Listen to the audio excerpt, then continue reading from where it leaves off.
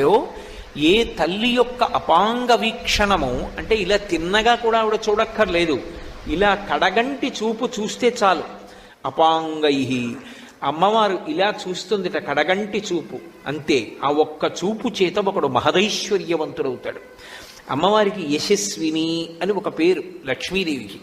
యశస్విని లలిత కవనివ్వండి, పార్వతి కవనివ్వండి, లక్ష్మి కవనివ్వండి, సరస్వతి కవనివ్వండి, ఆ పేరు ఉంటుంది తప్పకుండా. యశస్విని అంటే కీర్తినిచ్చున్నది అని.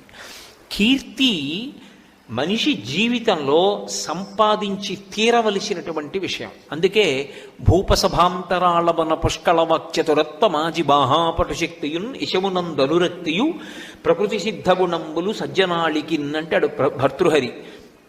మంచి కీర్తితో నేను ఉండాలి అన్నది సద్బుద్ధి కలిగినటువంటి ఎవరికైనా ఆశయంగా ఉంటుంది. అటువంటి కీర్తిని